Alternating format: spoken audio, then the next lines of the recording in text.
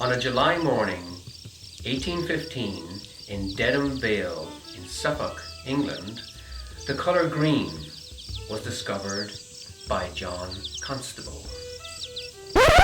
Wait, what?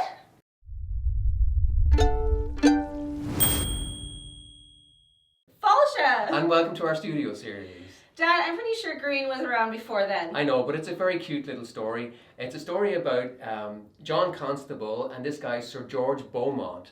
Beaumont was an art critic, he was an amateur painter, and he loved the French Baroque style, the Nicolas Poussin, the Claude Lorrains, and he made this comment that all great paintings needed to be imbued with the tones of a Cremona violin. Okay, because the Baroque French painters were all about these like brown, warm, kind of sepia wash That's tones. right. Grasses, trees, everything was covered with this browny golden colour.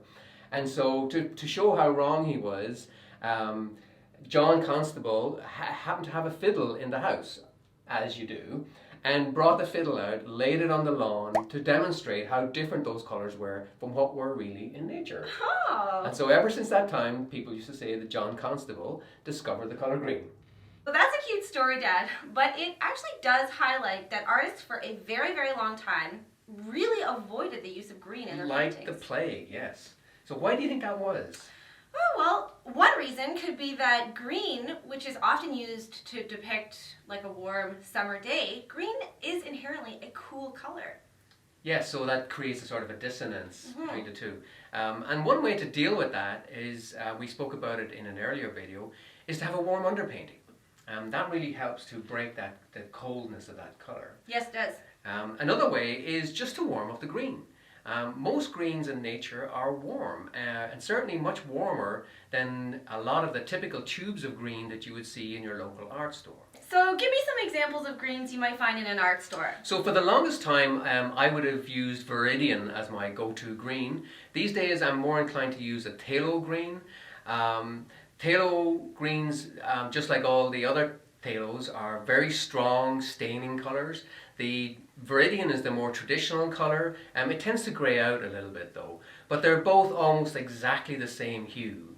There are some exceptions with the phthalos. For example, if you need an emerald green, you're going to reach for a phthalo green yellow shade.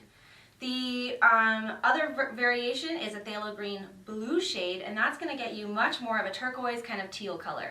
But phthalo green itself is a sort of a minty, cool, minty green. Think of it as the greens you might see in an iceberg, or the green in the shadows of snow, for example.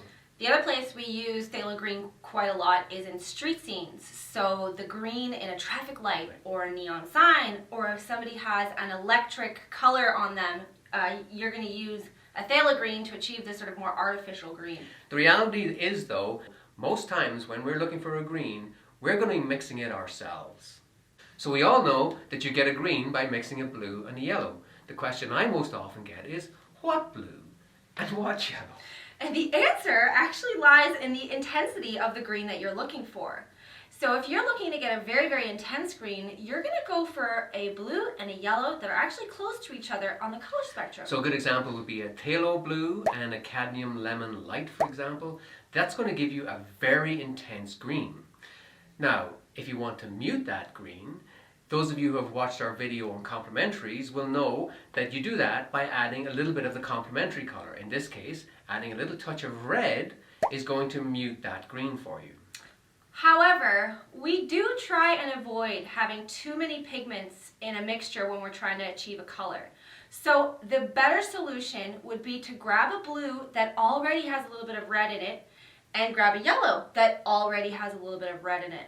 So for example, mixing an ultramarine blue, which is over on the violet section of the colour wheel, with a cadmium yellow medium, which is over in the orange part of the spectrum, is going to give you a very muted olive green.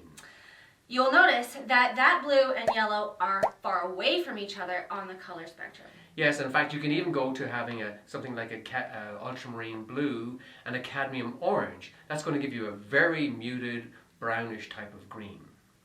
I'll even mix a black and yellow to achieve a really muted green color. Okay. Oh yeah, you don't use black. An ivory black is essentially a very, very, very, very dark blue. Okay, yeah. So it makes a nice muted green. Actually, it reminds me, speaking of black, there is one other use of a tube green on your palette for those of us that don't have black on our palette, and that is combining it with alizarin crimson or some such color. You can get almost a black color, and we mentioned this in our previous video, Painted Black. So actually, I think that just about rounds it up for the 40 shades. What? 40 shades, Johnny Cash, 40 shades. Anyway, if you like this video, don't forget, hit that like button. Subscribe to keep up to date with more videos like this. And we'll be back shortly with the next video. Bye.